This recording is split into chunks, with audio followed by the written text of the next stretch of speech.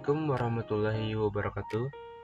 Perkenalkan, nama saya Muhammad Farhan dengan NIM 23180027, Prodi Teknik Sipil, Fakultas Teknik, Universitas Muhammadiyah Sumatera Barat. Pada presentasi kali ini, saya akan membahas tugas dengan tema kewirausahaan di bidang teknik sipil. Topik ini penting karena sebagai calon lulusan teknik sipil, kita tidak hanya disiapkan untuk menjadi karyawan, tapi juga punya peluang besar untuk membangun usaha sendiri dari keahlian merancang, membangun, dan mengelola infrastruktur. Di presentasi kali ini, saya akan membahas konsepnya, contoh nyatanya, sampai strategi memulainya.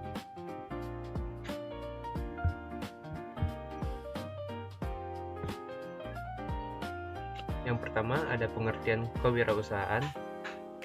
Kewirausahaan atau entrepreneur berasal dari bahasa Perancis, yaitu entreprendre, yang berarti mengerjakan atau melakukan suatu pekerjaan. Sedangkan dalam bahasa Inggris, entrepreneur atau wirausahawan berarti orang yang melakukan aktivitas atau mengelola wirausaha seperti cara menentukan produk baru, menyusun manajemen operasi untuk pengadaan produk baru, dan cara memasarkan suatu produk tersebut. Selanjutnya ada latar belakang. Indonesia sebagai negara berkembang terus membutuhkan pembangunan infrastruktur mulai dari jalan, jembatan, gedung hingga perumahan. Sayangnya, selama ini lulusan teknik sipil sering hanya diarahkan untuk menjadi pegawai atau karyawan di perusahaan konstruksi.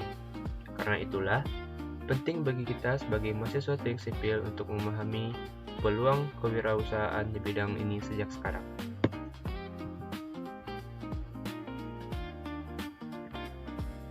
Nah, kalau kita bawa konsep tadi ke bidang teknik sipil, maka kewirausahaan di bidang ini adalah penerapan jiwa dan proses kewirausahaan pada bidang perencanaan, pelaksanaan, dan pengelolaan infrastruktur serta bangunan.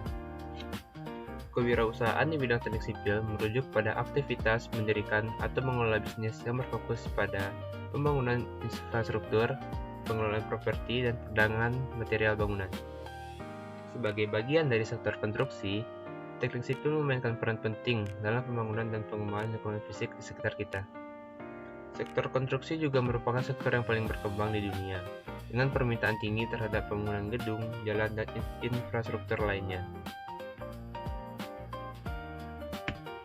Selanjutnya ada karakteristik wirausahawan di bidang teknik sipil. Yang pertama ada kompeten secara teknis. Mahasiswa teknik sipil dituntut harus mampu dan dapat menguasai ilmu struktur, gambar teknik, dan standar konstruksi. Yang kedua yaitu mampu mengelola proyek. Contohnya bisa mengatur waktu, biaya, dan mutu pekerjaan. Yang ketiga yaitu pandai bernegosiasi. Mahasiswa teknik sipil harus pandai membangun relasi dengan klien, pemasok, dan mitra kerja. Yang keempat, berani mengambil risiko, yaitu salah satunya ya siap menghadapi ketidakpastian proyek dan pasar.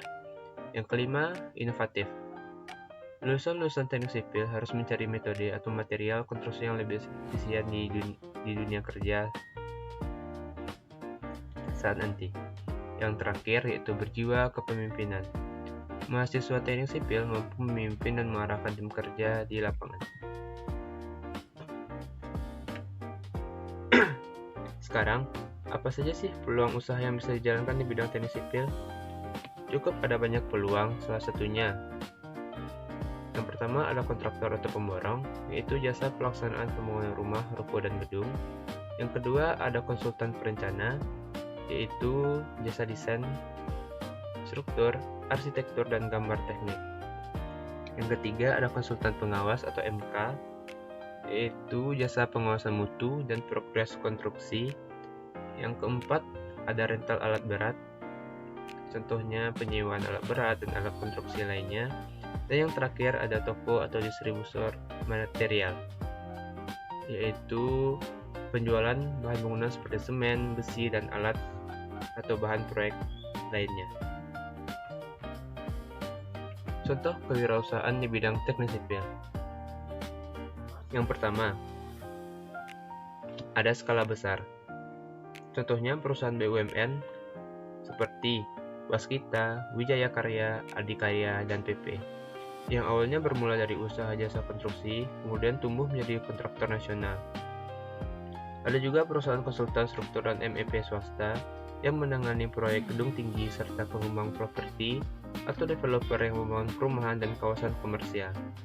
Sedangkan yang kedua ada skala kecil atau perorangan.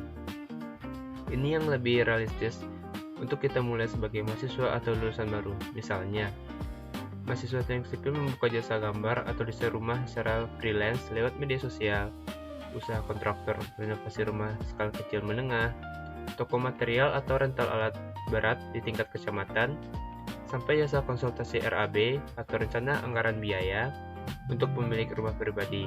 Jadi, kita tidak harus langsung besar, bisa mulai dari skala kecil dahulu. Selanjutnya ada modal dan faktor pendukung keberhasilan. Untuk memulai usaha di bidang ini, ada beberapa faktor modal dan faktor pendukung yang perlu disiapkan. Yang pertama yaitu modal keahlian. Mahasiswa teknik sipil harus menguasai ilmu teknik sipil dan harus mempunyai sertifikat keahlian atau SKA atau SKT.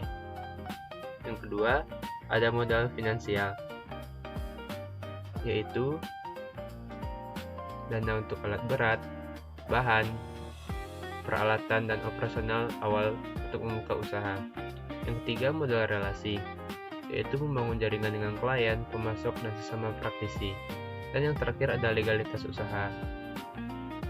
Usaha yang dipunyai oleh mahasiswa lulusan teknik sipil harus mempunyai izin usaha dan badan usaha yang sah. Selanjutnya ada tantangan dalam berwirausaha di bidang teknik sipil. Tantangan dalam berwirausaha di bidang teknik sipil ada 4. Yang pertama ada kebutuhan modal besar. Karena alat material dan tenaga kerja proyek konstruksi umumnya membutuhkan biaya tinggi di awal. Yang kedua ada persaingan yang ketat. Karena sudah banyak kontraktor konsultan lama dengan reputasi dan relasi yang sudah terbangun. Yang ketiga ada risiko proyek tinggi, yaitu keterlambatan. Salah satunya keterlambatan, perubahan harga material, dan cuaca yang dapat mempengaruhi proyek. Dan yang terakhir ada regulasi dan perizinan. Proses sertifikasi, izin usaha, dan standar keselamatan kerja yang harus dipenuhi. Nah, berikutnya ada strategi untuk memulai usaha di bidang teknik sipil. Yang pertama, kita harus menentukan niche usaha sesuai keahlian, yaitu desain kontraktor, material, dan sebagainya. Selanjutnya ada bangun portofolio dan sertifikasi keahlian untuk kredibilitas. Dan yang ketiga, mulai dari skala kecil, bangun relasi dan reputasi lewat proyek awal. Keempat, yaitu mengelola keuangan dan legalitas usaha secara tertib sejak awal. Dan yang terakhir, manfaatkan pemasaran digital untuk menjangkau klien yang lebih luas. Sekian presentasi kewirausahaan di bidang teknik sipil dari saya. Saya akhiri dengan Assalamualaikum warahmatullahi wabarakatuh.